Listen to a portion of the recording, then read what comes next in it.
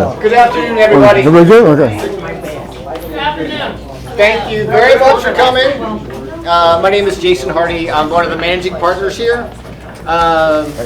First, we'd like to thank you for all of your great partnership and faith that you place in us to be able to help you out with your businesses. Our objective today is just to share some of the information that we have under our roof so that you can give your customers a better experience. So we'll have a presentation from Jeff Maurer, who runs our affiliate appraisal management company, TrueDocs, and our underwriting manager, Darth Vader, over there. If you missed it, that he came out with the Darth Vader mask on. Pretty cool. And then how those two work together. So there'll be a brief presentation about that, but then we'll have a lot of time for Q&A, because the more that we've done these, the more that we realize there are some stories out there between the hammer and the anvil and the nail kind of stories about appraisals and how they're reviewed and how we get them through underwriting. So hopefully that'll help you problem solve also. And again, we're just sharing the information so that you have a better ability to give your customers a good experience. So with that being said, Jeff, you start it off? Sure. Well, thank you. My name is Jeff Maurer. I've been running the TrueDocs management company for a while, and I've seen a lot of interesting things, to say the least. But what I thought I'd do is go over just common things that everyone seems to come across, whether you have a seller or a buyer and there's an issue with the appraisal or whatever it might be. So I'm just going to go over some common subject twos on FHA appraisals and even conventional, which are like, peeling paint, things like that.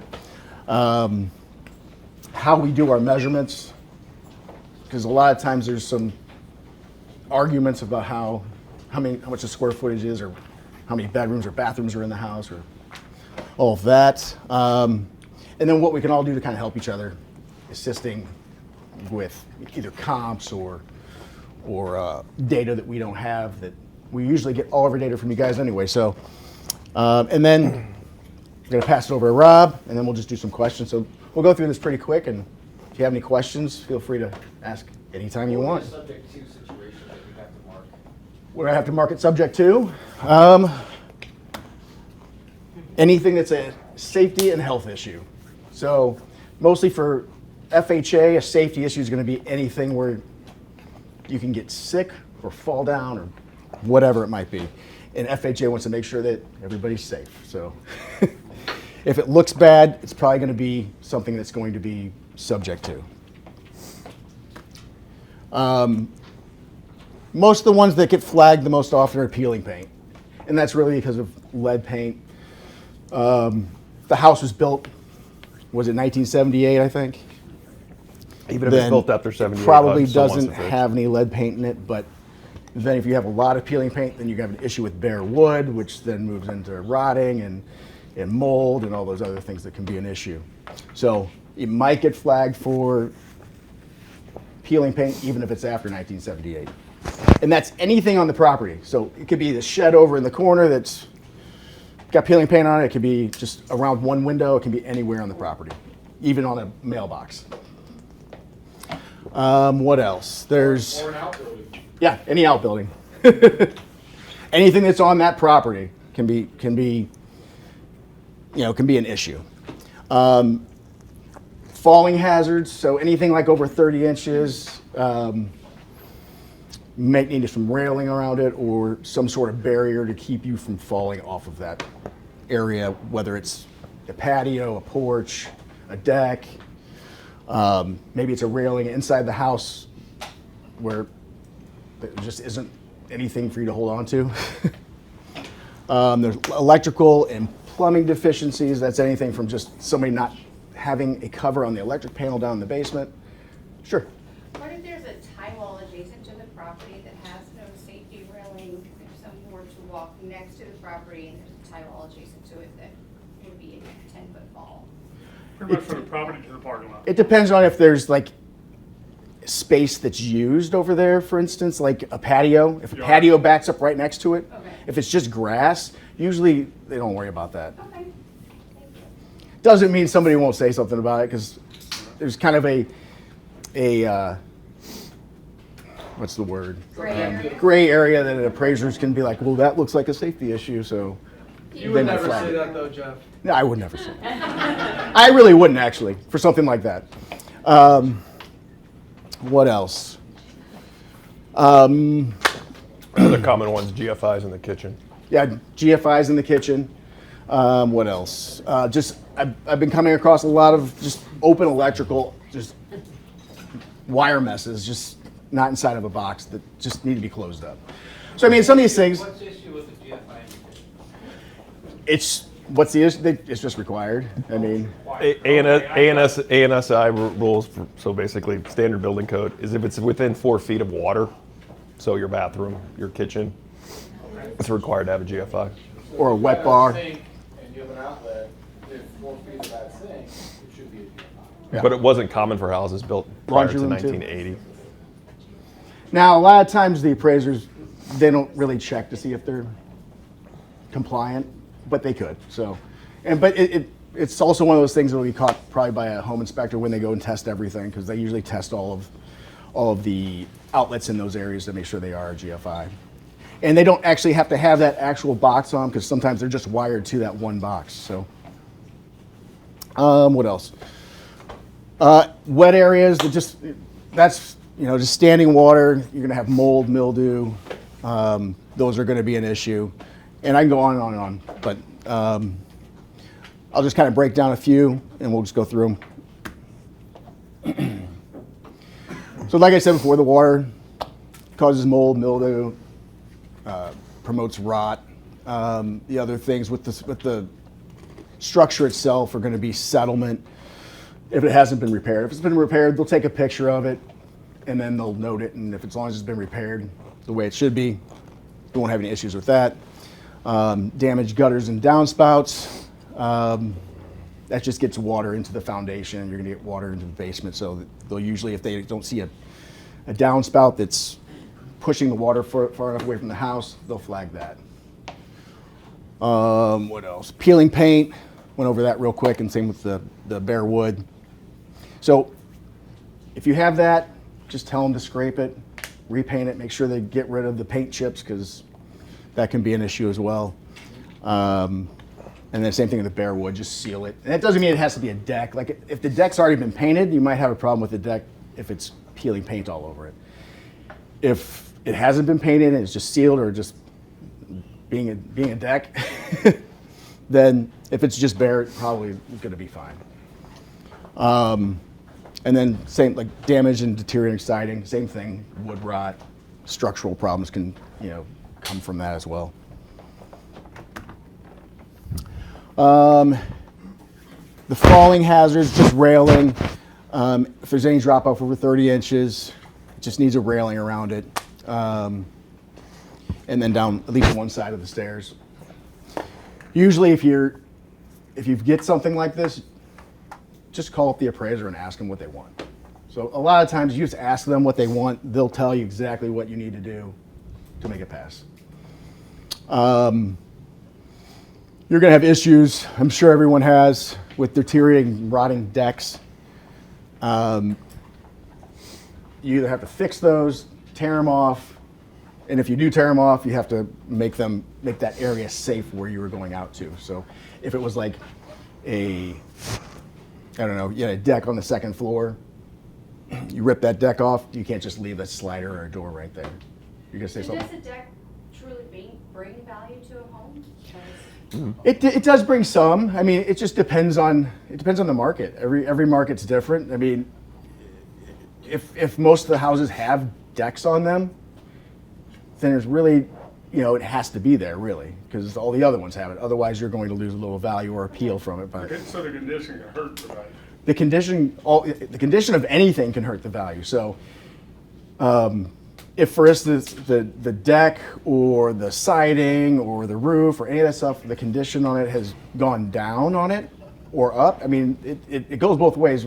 The appraiser has to look at an overall condition, and then we go from that overall condition and make adjustments, and that is everything. They make us lump it into one little line on the appraisal report, which is condition, and we have to give it a C rating, C1 through C6. C1 means it's brand new. C6 means it's falling off. So, So say it is a deck, that would it be almost, depending on the cost to take it down, it'd be better to have one removed? well, depending on, I mean, usually a value on that's going to be that I would adjust on it on a general basis could be somewhere between $1,000 to $10,000. It just kind of depends, and everybody knows a deck costs more than that. So, So it's nominal. yeah, it's what's that market participant or the buyer willing to pay for a deck. Nobody wants to pay $15,000, $20,000 for a deck. Yeah, what you got? Of course, to take the deck down, if anyone's thinking about that, would be a cattle guard there. Yeah, if you do take the deck down or have them take the deck down, you need to just put some sort of railing across there or bar that door or make that door that was going out to the deck unopenable. Because if it's more than a 30-inch drop off, it's going to get flagged. Jeff, what about sidewalks? Oftentimes then, they always get called out on inspections when they're uneven or a tripping hazard, and they'll always say, oh, well, FHA will call that out. FHA doesn't call Do that they? out. No, I didn't think I don't call it I've only out. had one, Yeah. and it was drastic. It was like, I mean, it would have to be 2 foot really difference. bad. And then likely if it's the sidewalk in the front and, just by the street. No, You know. I'm talking about going into the house. Yeah. Yeah, really no. I mean, that's not going to add much value to the house anyway, other than somebody not tripping and falling, obviously. But Is VA more critical of that? no, they pretty much have the same rules as FHA does.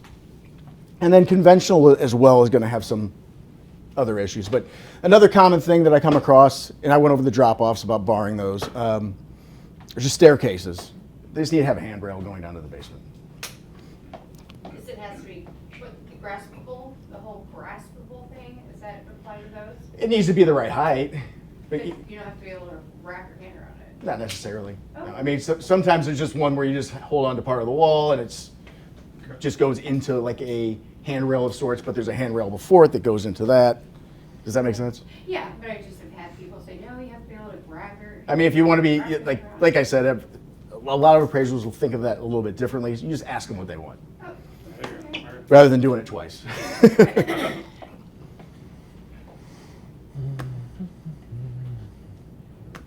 Uh-oh.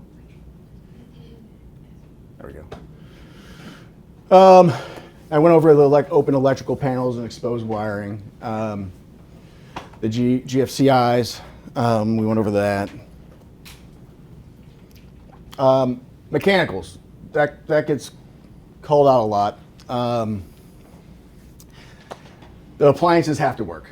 If they're attached to the house, they have to work. The refrigerator, unless it's a built-in refrigerator, doesn't have to work. But everything else has to work. Could that include a jacuzzi tub? If it's built into the house, yes. If anything that's built into the house, if it's a hot tub outside, it's not built in, no, it doesn't have to work. And those don't really give much value anyway because they're usually considered personal property.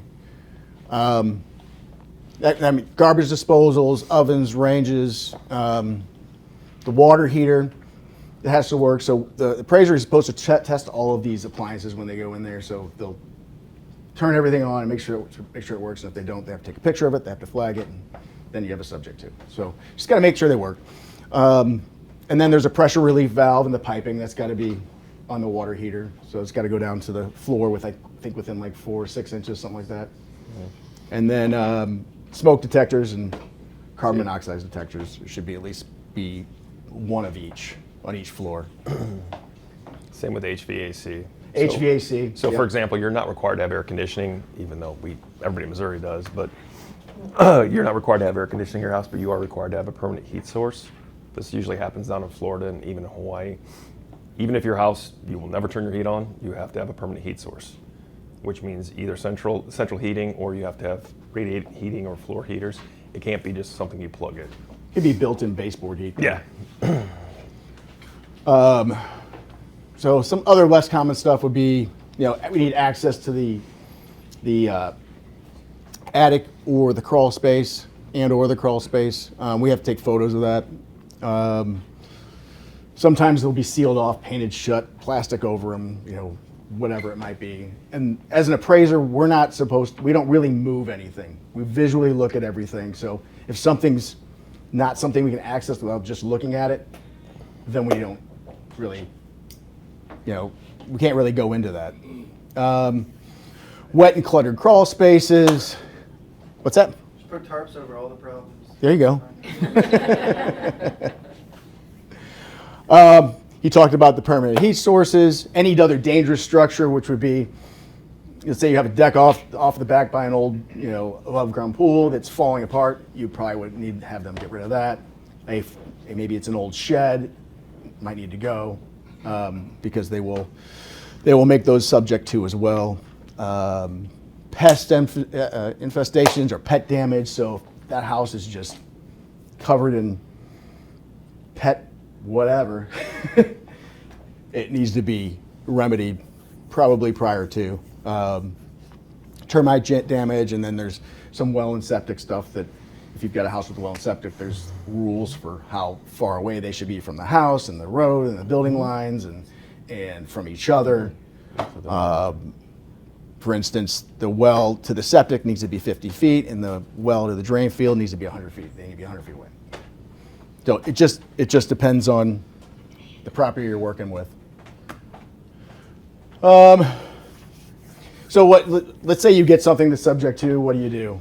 The appraiser is going to say, let's just go with they find a bunch of cracks in the basement. So they find a bunch of cracks in the basement, they say the house is subject to repair of the cracks in the basement by a certified professional and they'll say or certification from a certified professional that it's fine, like a structural engineer. So all an appraiser is going to do when there's a major issue is they're going to push it off to the right professional, whether it's somebody to fix the peeling paint, whether it's somebody to fix the well and septic, whether it's somebody to fix the foundation. And then we just need the certification back to say, they said it's okay, so I guess it's okay. And then they'll put that in the report, it'll get turned in, and then you can move on to closing. But if you can hit some of these things before, when you first meet with your seller or after you've got the deal from the seller, and then you can kind of let the buyer know, here's some issues you need to look out for that we're going to look out for you, you can make that transition to closing a lot quicker. All right. And then conventional really it's just going to be major issues. So like major falling hazards, electrical issues. They're not going to usually worry about peeling paint or a lot of the smaller items that they don't test even the appliances or the GFCIs in the kitchen or any of that. So they're just anything that they see that's blatantly bad, they're going to flag that. They're probably not going to worry about even handrails or falling hazards other than major ones. So I also get a lot of questions about what is above grade versus below grade square footage. So like above grade is anything obviously that's above the natural grade of the ground. But the entire floor has to be above the natural grade of the ground. So even if you have a walkout, a split level, anything that's got anything below grade is on a different line. It still gets value, but it just goes on a different area. And a couple of years ago, all of the lenders and when I say lenders, all of the main investors like FHA, Fannie Mae, Freddie Mac, they changed the rules on how you're supposed to measure the property so that everybody's using the same playbook. They're all using the ANSI standards. And really that comes into play for what's above and below grade, which I just explained. And then the second floor of a story and a half, for instance. We have to make sure that the ceiling height is above 7 feet. So 50% of the ceiling height on the second floor has to be 7 feet or higher. And then we have to measure from the 5 foot mark. So if you've got a slant or a slope or anything, it measures from the 5 foot mark down to the ground. So even if it goes, there's plenty of other living space there that people would probably use anyway, we don't count that. at least in the overall GLA. So if you've got something that's below 7 feet, it doesn't mean it doesn't have any value. It just means we can't add it to the square footage. So it just has to be given value in a different way, on a different line, which can be done. It just needs to be reported as, you know, the correct square footage. Otherwise, it doesn't meet the standards that we're supposed to follow. Anything else on that? I have a question. Underground houses, because there are some that are, you know, eco-friendly that are underground. How do they get calculated? Like earth homes or berm homes? Yeah, yeah. They just have to be compared to other berm homes or earth homes. And it just, when you get to something like that, it doesn't fit in the perfect box for Fannie Mae or Freddie Mac or FHA or any of that. So they have to, if I'm going to give something like that square footage, it's going to be on a slab. I'm going to have to note it. I'm going to have to explain it. And then I'm going to have to also find other homes that are exactly like it. So that's where it becomes a little tricky for the berm homes or the earth homes. But that would be probably an exception to the rule when it comes to, because they don't have anything below, they don't have anything above. You only have that. So you have to compare apples to apples. What else? And I'm just about done, and you can ask all the questions that you want. Below grade, like I said, it's anything below grade. So take a split level, for instance.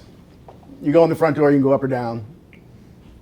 Yes, that basement area is going to be considered livable, usable area by everyone, but we have to count that as basement area, even if it has another bedroom, a bathroom, an egress door, whatever it might be, because we're also going to try and look for other splits. So we got to compare everything that's similar to similar.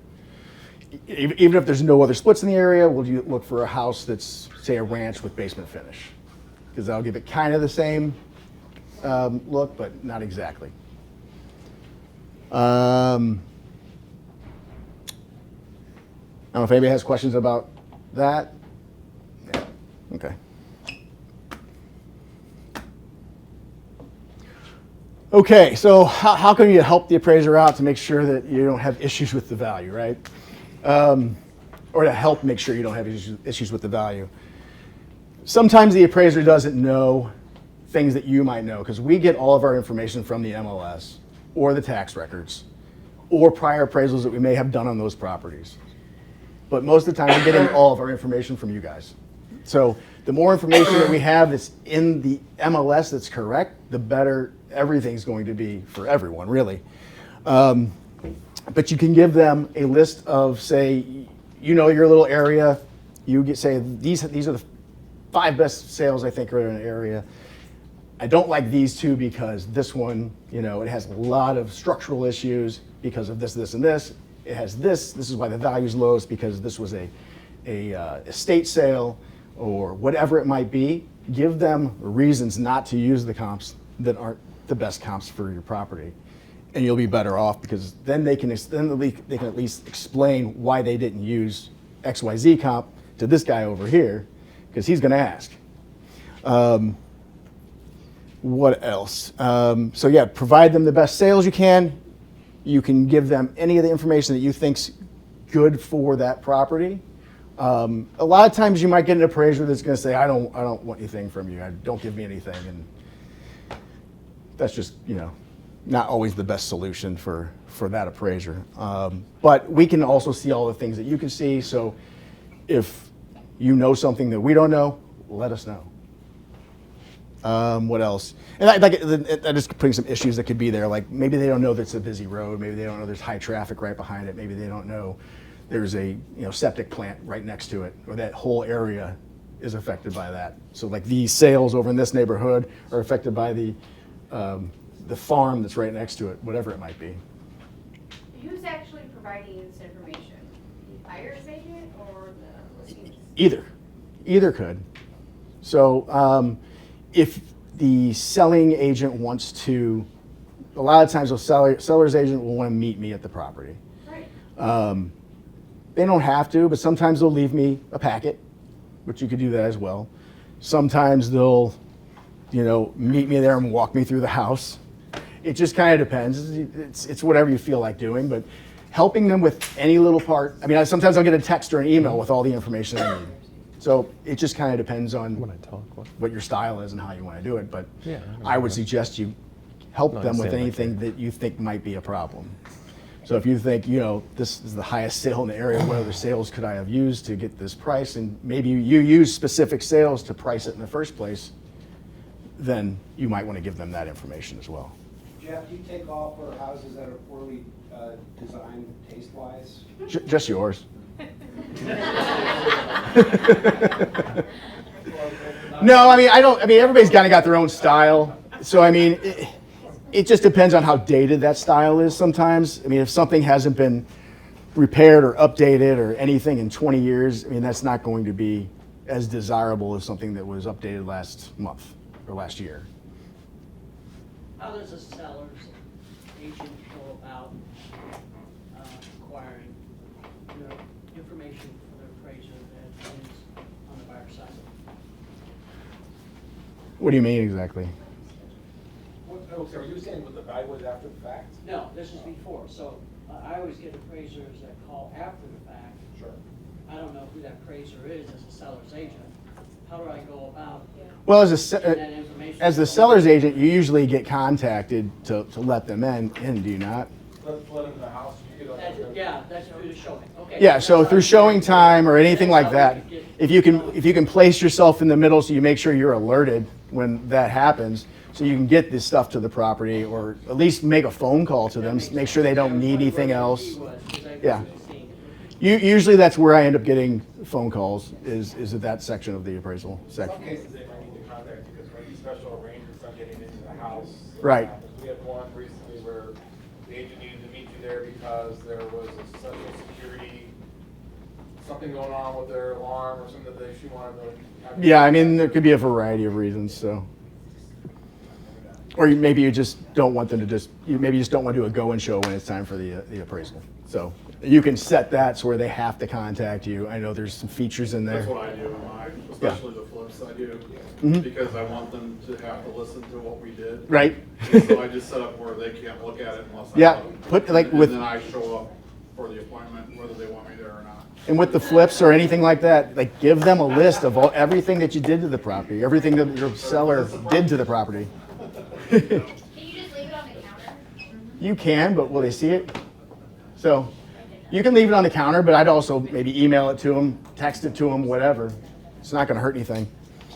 One other thing I think might be helpful is that I know that sometimes, and I'll dive in the weeds with it too, and call, obviously we'll ask our agents, call the other agents and ask them about the house in that neighborhood that maybe they're not familiar with. I mean, we've discovered many times that on the seller's closures, which I'm not sure how far in the weeds other appraisers go to. Jeff's pretty good at really looking at everything. We've found many times where comps were used where there was mold damage in the basement and they used in the sale and it was disclosed and it wasn't really fixed and. It'll be disclosed in the seller disclosures, and a lot of people don't look at that. They don't even look at it, yeah. So there's a lot of ways that you can help them by, if you know there's other houses disclosed in that area, and there's something you think it's gonna come up because you think it looks like your house. I think it would really help them. Yeah, absolutely. So anything you know about other houses, any other comparables, let us know. We don't mind finding those things out because then that helps everybody. I think that's just about.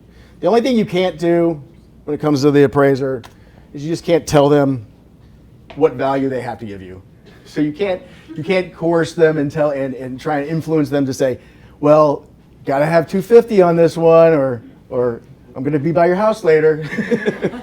So, but you can be helpful. So that's the only thing you can't do. You can do anything else. Just be helpful to them. Give them as much as you can. They'll appreciate it. They already know. It's called the sales contract. Yeah, they know what values they're everybody's wanting them to hit. So, with that, if you've got, I'm all done. Can I ask one more Sure. question? You could say no when I'm still No. gonna ask it anyway. No, that's my job. I say no. My question is that you have sellers who will say to me, well, we have a brand new air conditioning, HVAC, say roof, siding, gutters, windows, garage door, and I look at them like, there's no line item on the appraisal for that. There isn't, However- but that affects condition. Okay, so that's, how do I communicate with them on the influence of those new items on the value? The appraiser has to make adjustments for overall condition. So So it's more, it's gonna be more subjective. to a certain extent, because we're looking at you may not have done the flooring or the kitchen, but you did all the other major things. A lot of that's obviously cosmetic. It's going to affect the value, but these are big items that, really affect the value. So Right. it's going to bring that overall condition rating to a certain level, and the appraiser's going to have to adjust based on that. So the hard part is finding the other sales that had the exact same updates, because it's not really listed. I mean, it doesn't say that new windows, unless you read through every single description on every single MLS listing, and the agent actually put it there. Yeah, no, I appreciate that. I had to deal one time, we were getting a new roof, but by the time the appraiser was going out there, the roof wasn't gonna be on. Mhm. So they really wanted me to call the appraiser to tell him, and he told me it doesn't matter if there's a new roof on or not. He only has to check a box that says that it has a roof or it doesn't have a roof. We have to check a box that says it has a roof or doesn't have a roof, But it has but there's no not really bearing anything. on There's not really a checkbox for that. But I was going to say, I've never seen the box it's really, with no it's roof. really we're supposed to rate the condition of it. So we have to say this is a composite shingle or architectural shingle roof, and it's He told me a. he wouldn't care that we were getting a new roof like 3 days later. Some people don't. It's so hard to look at all of those things at once because they have to look at overall conditions. So it might just need a roof, but everything else is great. Also, Then might be they one of might those things the lump that all into argument overall doesn't need to condition. fucking go any But further. if it were me, I would have said, okay, I would have made it subject to the new roof, and then appraised it as if there was a new roof on it, and then I would have marked it as I would have marked the roof as new on the appraisal. So all I have to do later is just drive back by, be like, yep, new roof, done. I wish you would have been the appraiser on that. Yeah. Yeah, so I'm gonna put this out here, I'm an appraiser also and an agent, but I'd like to let everybody know that the forms are changing this year. It changed in September, I think. In September, so we're getting one new dynamic appraisal report format for all property types, for single families, condominiums. Multi-family, it's gonna be one dynamic report type that's data driven, and it's gonna be a game changer, I think. I think it will be too. For the old school appraisers who've been kind of backing their way into adjustments and are not really up to date and speed on data analytics. Right. So that's coming down the pipe here. They're forcing the data analytics at this point. Yeah. I put a couple things up here for you. Oh, cool. Any other questions? We'll go back and forth on everything. Yeah, I know that applause was for you, not me. That is. It's all for you. Just to kind of piggyback on his appraisal thing, there is a change that came out recently that's called a reconsideration of value. VA's always had it. If your value comes in short or what we call tidewater, the borrower can request a reconsideration of value if it doesn't come in. And what you guys can assist in that is in the same process as we need up to 3 comps that will support the value change you guys are requesting. And we can submit it to both FHA and conventional as far as getting it corrected. It's basically the rule behind it is to prevent redlining, that they think that, people are appraising houses lower based on the occupant or whatnot. Everybody here at Homestead, if your money's green, we don't care. Let's just go with it. But that's kind of the big change. So if you ever have one of those, you can reach out to your LO, and we'll get in contact with you and explain how the process works. It's not that hard. And there are times where you guys will get comps, and I'm like, no, the value is kind of what it is. It's not. There's nothing really supporting that. But it is an option to get more value if we're short on a deal. All right. It doesn't cost any extra to do. There's no usual fee for that. What can you tell to get your borrowers? Oh, wow. One, listen to your loan officer. That would be the first one. We have a lot of borrowers that kind of go rogue. To me, is the funds you're going to buy with, they're in the bank. Don't move them. We have people that like to, I moved it for my savings, my checking, my kids' account, then we moved it back. You got to give me paper trails for all those because I got to bring them all back. income and assets, as far as the one thing you guys can do that really, really would help me is a complete contract. So all the addendums, including the radon, the property to seller disclosure, the new compensation one. That one's always in there, but the radon, the other ones may not be. And if they give you a copy for their earnest money deposit, please take a photocopy of it, include it in the back of the contract. That's one of those things we always seem to have to chase down is somebody's earnest money deposit, because they have the contract, it gets over, it comes back, and it takes a while. The other one is most people don't think about it. Has anybody gotten a negotiation that took a long time? Counter offers? Like a week? Did you guys ever change the closing date? No. So you wrote the original contracts 30 days. It took 10 days to get that counter offer through. You now gave me 20 days. So when we have those, if you guys can extend them out a little bit, it would help. If they're clean, they're fine, but we've had a couple that, there was one that took 16 days, and by the time we got it, I'm like, this is closing in 5 days. How are we doing that? Jump through hoops. Yeah, and if it's a VA loan, good luck, because some of the VA appraisers will literally take exactly 10 days to get us back an appraisal. So, I mean, those are far and few between, but if you have a counteroffer that takes multiple days or a week, you can extend the sales contract a little bit, it would help us out. Oh, see, I already said the earnest money. Escrow holdbacks. We're getting a lot of more of these. So the rules are for FHA, the escrow holdback cannot exceed $5,000, which nowadays that's really not much. There's ways to get around it where we only escrow holdback the $5,000 plus 1.5% for a contingency clause. But let's say the repair's $10,000, they can prepay the $5,000 and we'll hold the other $5,000. Wait, no. Is a way to get around it if a seller's willing to do that. Rob, could you explain what an escrow holdback is? Sure. Sign your own. So an escrow holdback, especially for an FHA property, is if it doesn't meet minimum property requirements. So, for example, it needs a new roof. The other common one is basement issues. Now, granted, basement issues can be very, very pricey, but they've got a bid to, or for example, repairing a deck. The bid's like $3,000 to repair it for it to meet FHA requirements. We hold back $3,000 plus 1.5% from the buyer side, from the seller side. At closing, they do the repair within 30 days. We send Jeff back out to take a picture, make sure it's all pretty. We release the funds to the contractor. If there's any left, it goes back to the seller. And then we have what's called the 1004D, which is an appraisal review that can basically make the loan saleable for us. So there's quite a few. I mean, the common one now is roof, especially with all these storms that came through, is the ones we're seeing is, the ones we run into is when the seller actually has no liquidity. Is like, yeah, I'd love to fix it, but I need you to buy my house so I can give you the money to fix it, is kind of the problem we run into. For conventional, it's 10% of the sales price or appraised value, whichever's lower. VA kind of follows the same guidelines. USDA is 5%, same as FHA. But we've come into a few of those that some of it's given as a seller concession, some of it's an escrow holdback. We've even had ones where the seller's like, I'm not fixing it, and the buyer actually has to bring in more money to set up the escrow account, which is held by title. Any questions? How does that affect appraisal? What? How does that affect appraisal? So the appraisal is done subject to as if that repair is already done. Okay. So it's valued as if that's been completed. What happens if after closing the repair is more than a holdback? If it's more than the holdback, that's why we have what's called the contingency reserve. Well, it exceeds that as well. That contractor So, like, sucks. for instance, the roof, they went to redo the roof and the siding and things, and then Then they found out that damage, and they can't put a nail in because it's deteriorating.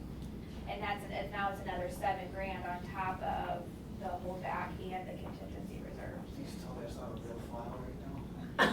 It's Nicholas. Right after.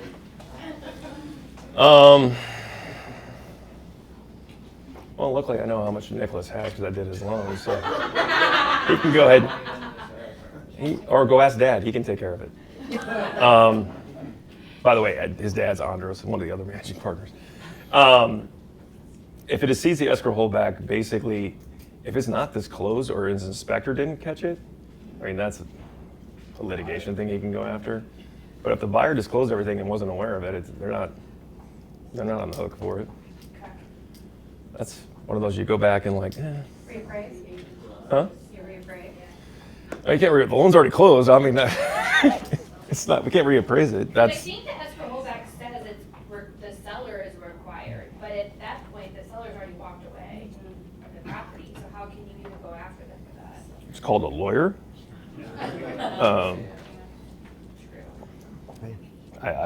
That's outside my,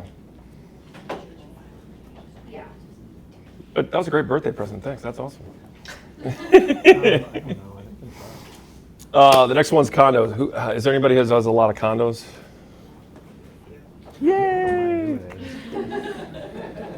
So during COVID, everybody remembers that apartment or condo building that collapsed in Florida, in Miami. Fannie and Freddie kind of knee-jerked it, and they went after older buildings with deferred maintenance, but they went a little deep on it. So any condo that has more than 5 units, which is pretty much every condo, regardless of how many floors it has, should have been re-inspected for any deferred maintenance. So, for example, if the roof needs to be replaced or it's only a health and safety issue. So if it's outdated mechanical systems, it's not an issue. It's not a deal killer, but we've had quite a few that have been. So we're doing a special assessment for all of our people that own the condo. It's maybe in 2 or 3 installments. Once we get it all, we're going to fix the roof. We can't do anything until you fix the roof. We've had tons. I mean, Alicia, you had one that died like that? Which one? Condo that died because of deferred maintenance? Oh, no, that was the one with the insurance, that they didn't have adequate insurance on the roof. We just have a roof to go with the price. I don't remember. I just had one that had to have all the aluminum wiring. Oh, it's not been too. How old is that condo? No, it's Coeur de Royale in Creve Coeur. They have a special assessment that all of them have to have the special connectors for the aluminum wiring. There's a couple in Kirkwood that are doing it's that. a special assessment. We're charging that they like have for 15 that. grand a condo. Yeah. Oh, yeah, That it's. was the Florida condo. Yeah. Oh, the It's Florida deferred one? maintenance. Yeah, okay, yeah, that was the one they were putting water tanks in. Yeah. I mean, they All got kinds it of done stuff. before closing, so I didn't have to worry, but. Yeah, that's yes, fine. The that problem was- is when they're they had doing, to do it. now, if they're in different phases, so some condos have up to 3 or 4 phases. Yeah. If the one they're in is in phase 1 and the entire phase is complete, you're fine. It doesn't have to be the entire condo complex. It's just the phase that are, yep, But there are another phase that potentially is a problem. correct. The other thing I think would be helpful is these assessments that they get, your monthly dues are $300. So the assessment is, in your example, $15,000. How do we treat that as part of their debt? It's included in the it's included in their housing payment for that year. So it is in their debt to income. The way you can get around it, some of those assessments, some of them have already been paid or the buyer's paying them as part of their agreement when they exit the property. Or if they're paid up front. So at closing, if they bring in that $4,000 or whatever it is, so the special assessment, it's not included in their DTI. Granted, the person that can bring a $4,000 extra in probably doesn't need the help on their DTI. Just good to know when you're working with a buyer that, that could be potentially. Yeah, it's more common, and we usually find out in the condo questionnaire, not from the appraiser, because I don't really think they have access to that. You just know what the monthly HOA dues are for the unit. You Yeah. guys talk about a little bit about age of roof or condominiums? No. Yes, that's the hot button issue lately because insurance companies suck. So a lot of them now have a policy where they'll do replacement costs up to 15 years, and after that it's cash value. Think of it like your tires; they're prorated. So depending on what the depreciation is on it, they'll only pay X, Y, Z. Fannie and Freddie and FHA do not like that. So they want full replacement costs on every part of the house, no cash value. That's considered a cash value policy as a depreciation.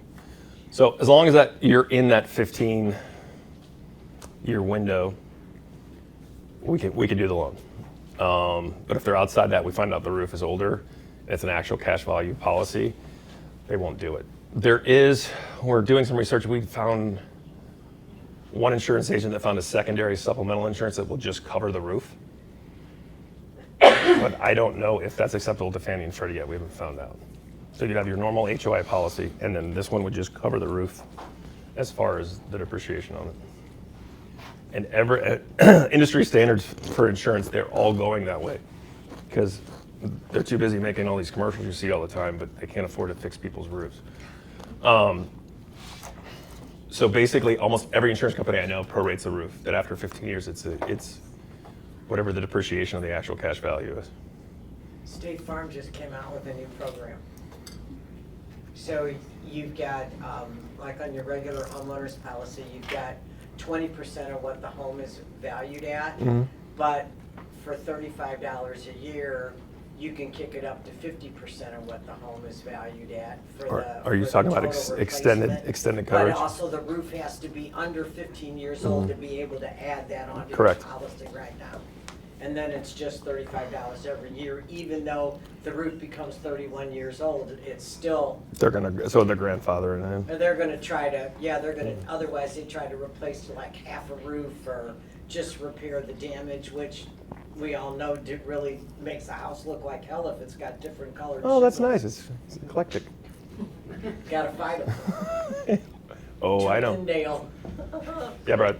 Your recommendation, I would think you're saying, is that if you're working with a buyer buying a condominium and the seller doesn't really know how the roof is or something like that, you know, definitely talk, either if you're the listing agent or the buyer's agent, try to get a copy of that policy that covers the. Was yours the one that we found out the roof was too old and it was a cash value on it? Right, you know, and then you'll look down on that policy, one page report, it's pretty easy to read. Yeah. In the bottom left-hand corner, it'll say actual cash value on the roof. They call it out, so you don't want to spin your wheels. You're working hard to try to get something listed. You know, all of a sudden you write down FHA, conventional, VA, USDA is disqualified, but then you read that and you go, well, it's a cash buyer. Yeah. I thought Brad's lunch and learn was next week. It is. Well, I've had a few agents that have gotten burned. Hey, he needs help. Leave him alone. Is that pretty common on most of the master policies? No, his was the first one I ever seen that cash. It was a straight cash value policy. Really? Yeah. Right, okay. Overachiever. It happens. I thought mine was like that too when we can't sell. What? The cash value Cash one? value on the roof. Is that the, which one is that one? It was like a $60,000 one. Don't remember. You're full of all kinds of good news over there. It's been a rough winter. I feel you. Oh, that was it? That's on one page? Okay. That's it. Yeah, we only got one page. Oh, yeah, I can cover that. So along with the appraisal, when it's sent to us, they send out a file called an XLM, which is uploaded into a database called UCDP. And it's both Fannie and Freddie both use it. So any transaction done by any mortgage company, that appraisal is uploaded. So think of it as a working database that always is pretty much on market trends. It's usually about a month behind as far as value-wise, if there's a big value, a price spike. But it basically gives us model comps up to 20 based on what the subject property is. It'll spit out and say, these are the 20 comps we would use, 1 to 20, 1 being the best. And 9 times out of 10, the comps that the appraiser chooses are usually within that range. Every once in a while, they're outside of that. It could be a unique thing in the fact that it's a very large house and there aren't a lot there. Rural properties are ones that they can go all over the place. You may only get like 5 to 6 model comps back. But it also gives us kind of a value saying, hey, based on the data that we have, the house is valued at this range. Now, and it gives it a score between 1 and 5. 1 is the best, 5 means it's either overvalued or it can be undervalued. That's actually happened. So in our world, if it's 2.5 and below, Fannie and Freddie already rep it. They're not going to pick apart the appraisal. Once we get to 5 and get over evaluations warning, that's when we start asking questions. Because we have some investors that won't buy a 5. They're saying it's overvalued. Even if it's undervalued, they won't buy it.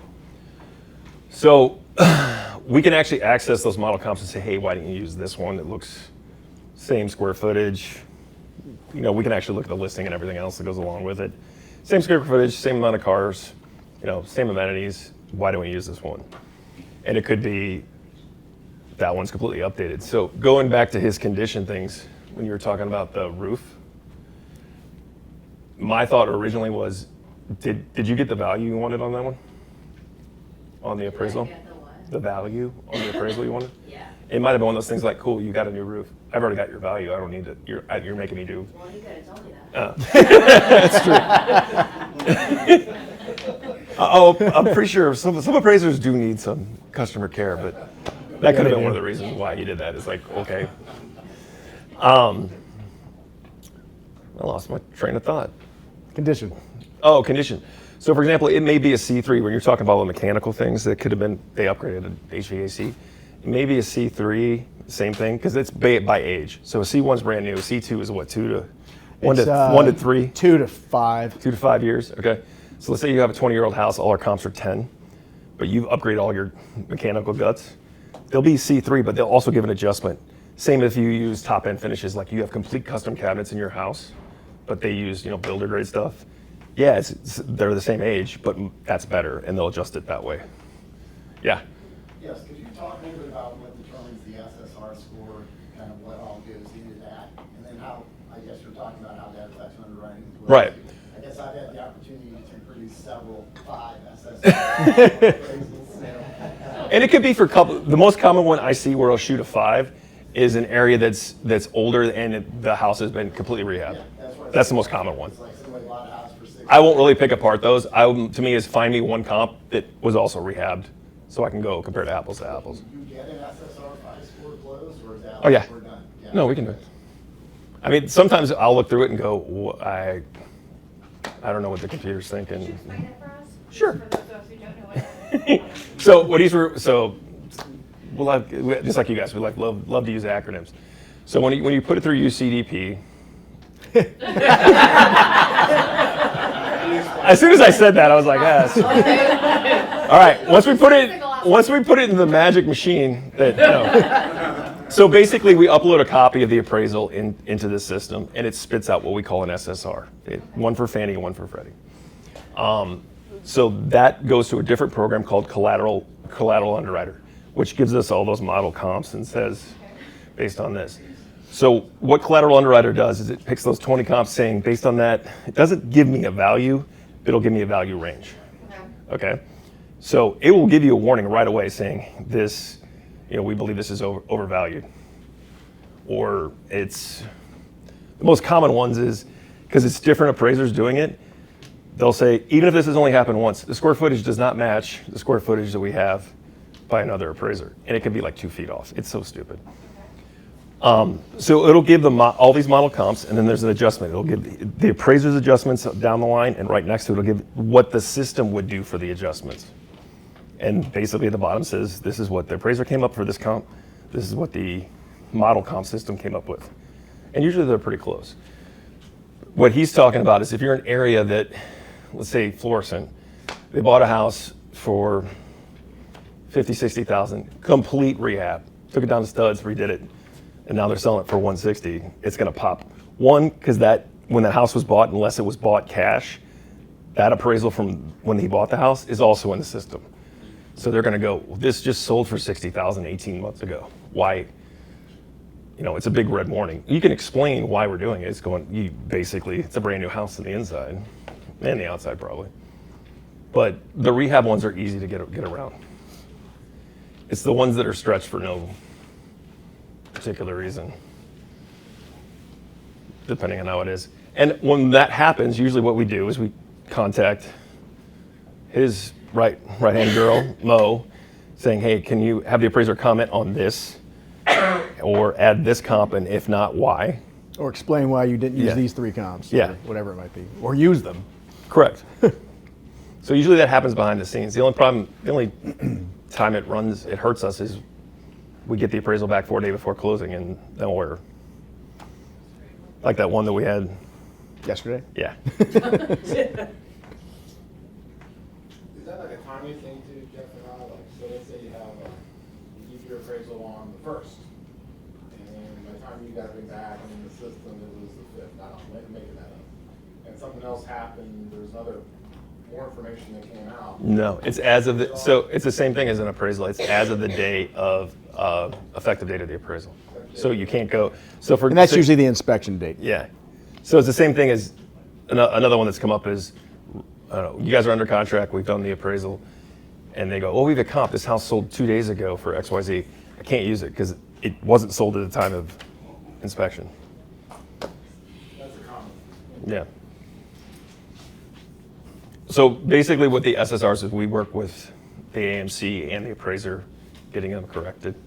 The only files that don't go through there are VA. VA uses a different system called VeroScore, but we're allowed to talk to the appraiser directly if you're the SAR, which is staff appraisal reviewer. But those are usually pretty easy. Any other questions? What about barn dominiums? Can we finance them? Yes, you can. Barn dominium, a shouse, whatever you guys want to call, as long as there's no functional obsolescence. So we've had one where it was a 2-story and the kitchen was on the ground floor and there was no bathroom and everything else was upstairs. That's functional obsolescence. Sounds lovely. Yeah. So as long as there's comparables, because those are getting more common, it's acceptable. Is there a percentage required on livable space? versus- Nope. Well, I mean, if you have a 20,000 square foot thing and it's only a 400 square foot house, I mean, good luck finding a comp. I have been getting a lot of questions about manufactured homes. Do you want to talk about that a little bit? Shh, not really, but yeah.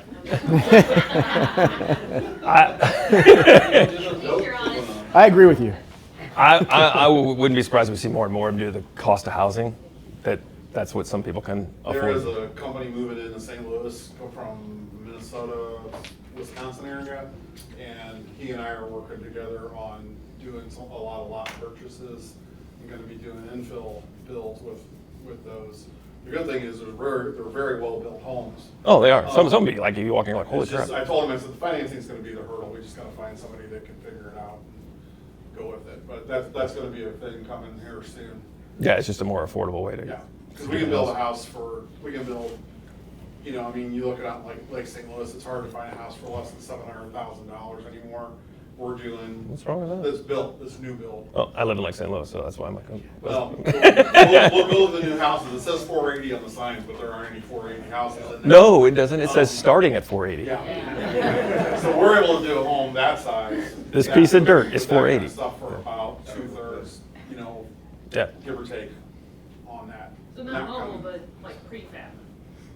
Are you talking modular or Kind of a manufactured? combination. They build the walls and stuff, they ship them out. That's modular. The contractor, right, does the foundation and stuff, and then they go up. It's about 1/3 of the build time. Correct. On top of it, too. I don't know if anybody heard her. Yeah, if it's a modular home, it's the same as a stick-built foundation.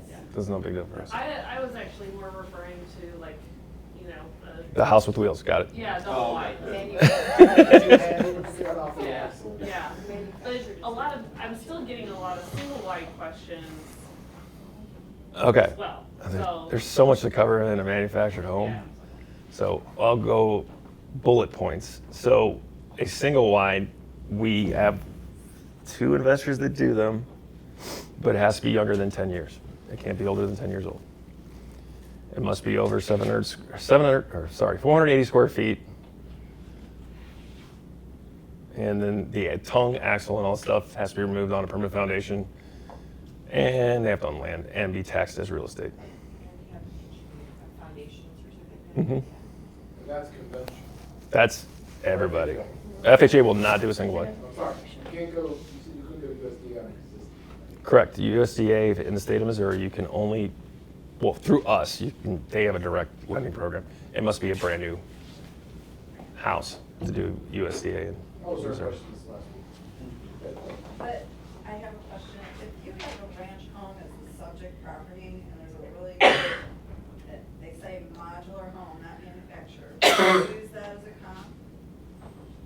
Can you use a manufactured house on a ranch as a comp? No, I have a ranch.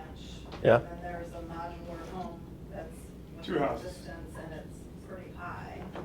Yeah, you can. A modular is considered stick-built. He might mark in their modular, but it doesn't. I thought you were going with the U. I have a ranch and then we have a manufactured house on the same property. I thought that's where you were going with that. Just, I want to use it as a comp. Okay. So both conventional and FHA kind of have the same guidelines for a manufactured house, not the single wides. So it has to be at least a double wide. It cannot be built prior to, or manufactured, sorry, I think it's 1979, I can't remember, 79 or 76, I can't remember off the top of my head. It has to be on a permanent foundation, and the axles and the tongue have to be removed. They have to own the land, and then they do what's called an affidavit of affixation. That's a mouthful. It's surrendering the title, because basically when you buy a manufactured home, it's the same as buying a car. You have to surrender the title to the county, and then they create a tax bill and tax the entire piece of property as one. So the land, as opposed to the land, and you just have a really cool car you can live in on top of it, it's all as if it's a house. Also, talk about property versus land percentages. Because you can't have, like, the bulk of the value be land, it has to.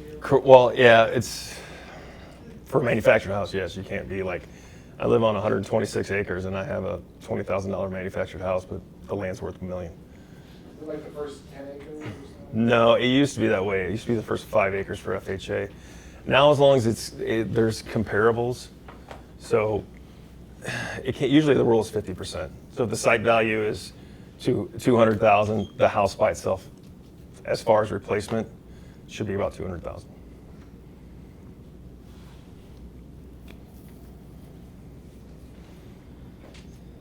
Any other manufacturer? Tiny house. You want done those? I get a lot of questions about, maybe I'm just gonna get a tiny house. I don't know that that's like a real. No. I think that fad died. I thought we were done with that one. Yeah. I don't, how, Or container homes. Or container You know, homes. that's another thing that. so we'll kind of cover those all in the same thing. Those are what we could consider unique properties. So the bank doesn't want to buy anything or lend out on anything that if they had to foreclose on it, it's going to be difficult for them to sell. This is the way they look at it. So if you have a container home, if it's common for the area, then they'll probably take it. If it's not, same with like a log home, a geodome, an earth contact home is considered or a berm home, which she was talking about earlier. Those are considered unique properties. As long as it's common for the area, so like if you go up at Aspen, there's log cabins all over the place, they'll lend on it. There's a log cabin downtown St. Louis, good luck. If there was a tiny home community, kind of like, let's say Newtown was all tiny homes, I think they would do it because you have comparables. It's, you know, their market's there, it's proven it's existing. They would do it. I would ask a lot of questions beforehand though. But. Those would be more than, they'd have to be affixed. Oh yeah, it's not a tiny home on a trailer. But yeah, it would have to be on a permanent foundation. Any other questions? So I'm dealing with bad appraisal right now, I think, but do they usually consider branches to split levels? Only if Every once, I could see one comp being a split level, not many. only if there's nothing else. Yeah, there's plenty of. Okay, then there's really, if you've got a ranch, there's no reason to compare it to a split. Yeah. Unless that's the only split in that subdivision. No, I had So- a ranch, and they used a split level, and some other houses, but they were really low. No, to me, a ranch would be a more desirable house than a split level. Walk downstairs, got one. I'm gonna go back to the roofs. Mhm. What about flat roofs as the age? Is it still? It's the same, the insurance, the cash value thing's the same. So even if it's a metal roof or a flat roof, depending on, I mean, I guarantee there's a lot of houses downtown St. Louis that have flat roofs. Just because they are. As long as the insurance will take it, it's fine. Our big problem is Florida because if your roof's not 10 years old, nobody will even give you an insurance policy on it, so. I have a question on manufactured homes. We have one right now, and the insurance doesn't cover the well and septic or anything. Like the mechanical system for it, or? I don't really know. I don't know. But every insurance company is called, because they want a policy on it. On the well, the question is if the mechanical systems are inside the property, then it's covered. If it's separate, like a pump house or something, then yeah, it would have to be covered. Because they have to be able to have sanitary and potable water. Or they can dig a lagoon, I don't. Anybody else? Is there any value added for full rent? For a full brick home? If it's common for the area? No, it's a mixture. You know, there's full brick, it's rural area. Right. I think you couldn't. Would you make it a job? I don't. Probably. I mean, it goes into the overall quality at that point, or overall condition, really. So I mean, you have to. There's not an exact, what's brick worth versus siding. We have to look at all of it and decide, with all of it together, what's that adjustment. So it's not that you can't; it's that you have to be able to figure out what it is and then make that adjustment from it.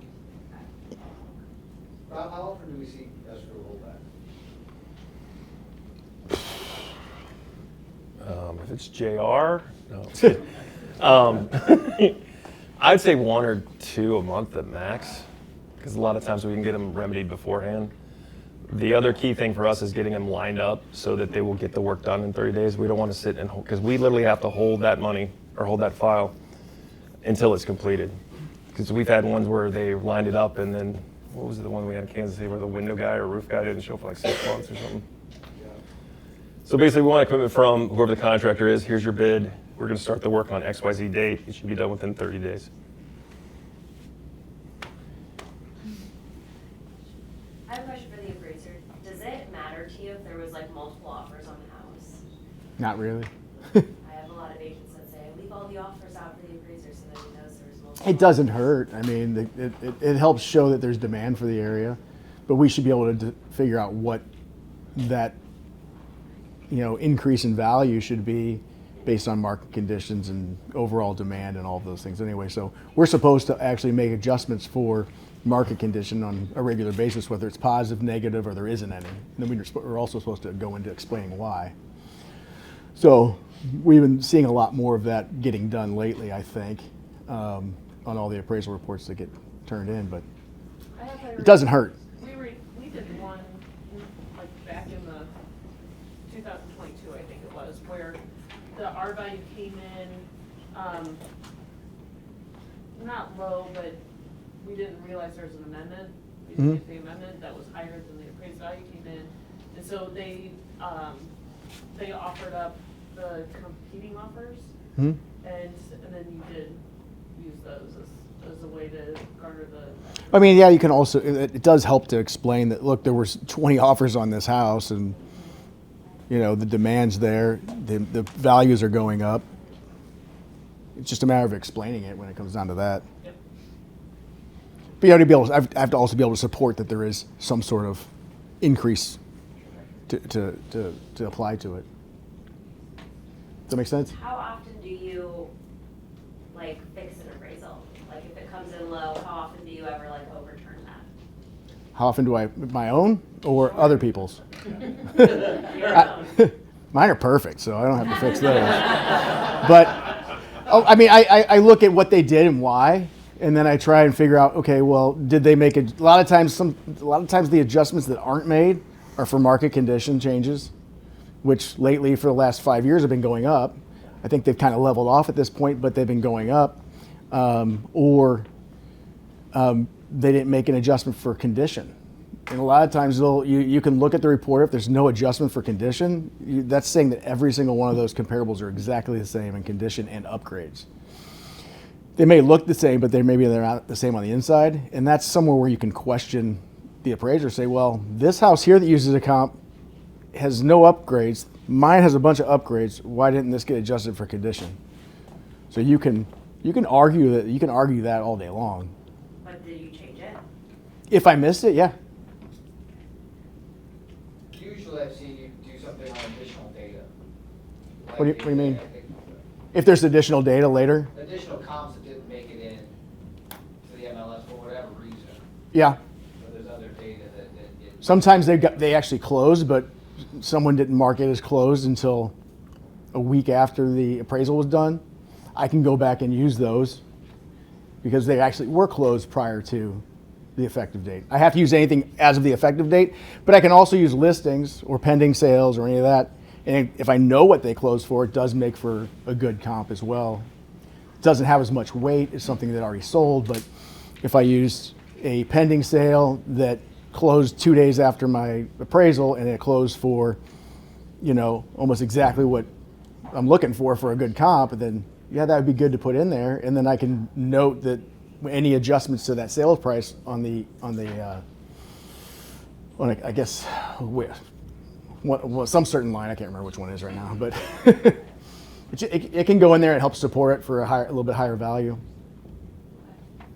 But it doesn't hurt to offer all these things up. And if you have a pending sale and you know the other agent that's selling it, and you can find out what it's selling for, you can tell the appraiser, this house is selling for X. I just checked. I know it's a listing, but this helps support the value, doesn't it? I mean, it's selling at the same time as ours, right? So you can throw those in there, and those really help with some support. I was gonna say, I rarely see a Tidewater. What? I rarely see appraisal that comes in low. It's, by the time we get it, I don't. Yeah, just Alicia's. Yeah, like Jeff. It's the wine factor, right? Yeah. No, Grey Goose. Yeah, whoever complains the most gets the grease, right? Hey, Rob, I had an investor, I don't remember if it was Under West End or View City, but they were looking at buying condos and building, and the property manager told them that nobody was able to get Fannie and Freddie loans because of the age of the building. Is that just misinformation? To me, that would be more deferred maintenance, that they haven't done anything on the property. Not the age is, there's no restriction, because, I mean, if we're lending on aluminum wiring, we're. Sure. Yeah, I mean, I thought that probably. There's. More like, economic age more than physical age. Correct. Yeah. There's no, to me, it would be a deferred maintenance thing. I don't think it's a.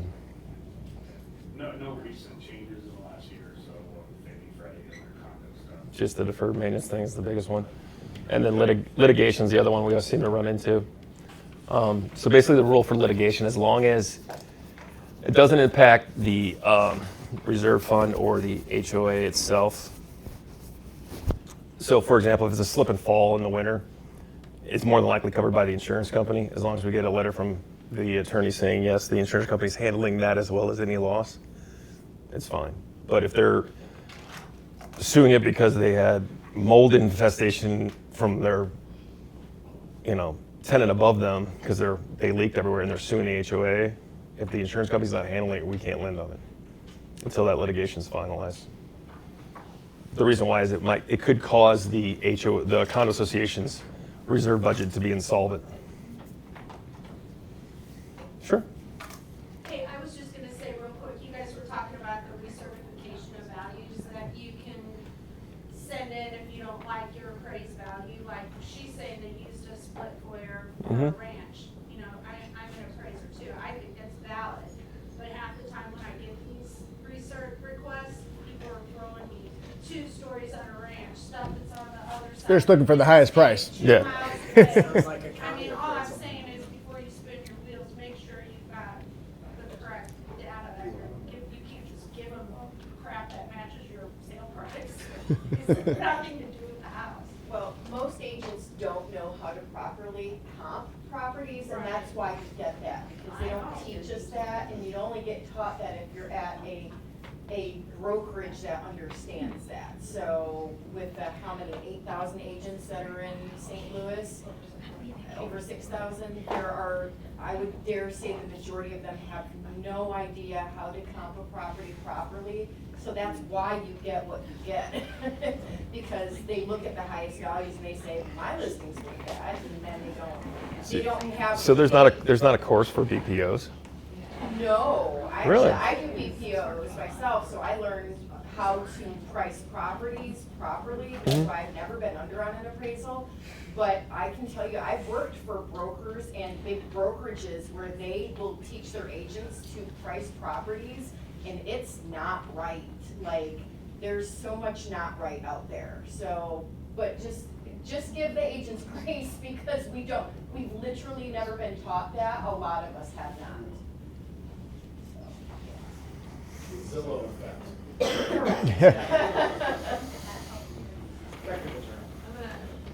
So we talked a lot about what will trip or do is subject to FHA appraisals. You want to touch base a little bit on conventional, because even though a lot of agents think that if you go conventional, you'll absolutely get through with the appraisal, but It's usually blatantly obvious, very dangerous things, like open electrical, for instance, giant falling hazards, mold all over the place. Yeah, they're going to flag those things, and it's going to hurt the condition and the value, and so I mean, you should fix those things, or it's just going to hurt the value of the property. To me, anything that's a one, because we've even seen ones that says as is. That's my favorite one. It's as is. Yeah. By the way, I went to Rollin, majored in engineering. So if you have cracks right on your door frames, I know your foundation's settled. To me, that's a health and safety issue. So we might ask for a foundation inspection. If it comes back saying, hey, it's settled, every house in the world's settled, and it's not a structural issue, we just move on with it. But if I see a bunch of black mold and dampness in the, I see a water stain halfway up your wall in the basement, I'm going to ask about it. Which also, if you guys have an appraisal scheduled after like the storms we had last week, kick that thing further down, especially if they have a cinder block wall. You may want to wait because there's a bunch of appraisals I've had, like this thing's always dry, and then we had that 3 days of rain, and they go in there and it's, there's dampness everywhere. Well, it's a cinder block foundation. It's going to leak. There's nothing they can do to waterproof the crap out of it. So wait till it dries, then get the appraiser out there. Any other questions? Yeah, that really doesn't fall on them, it's more on us. So basically, if you're in the process of it, FEMA comes out usually 2 weeks following a major natural disaster like the tornadoes or hurricanes or whatnot. And unfortunately, they block entire counties. So I don't know where everybody lives, but I know there was 3 tornadoes like last week. They weren't anywhere near me, but it was in St. Charles County. So if I was doing an appraisal, we have to have another drive-by to make sure that house is still there after closing. Now, if it happens during the process and we already had the appraisal ordered, we just do a recert real quick and you're done. It's not really that big a deal.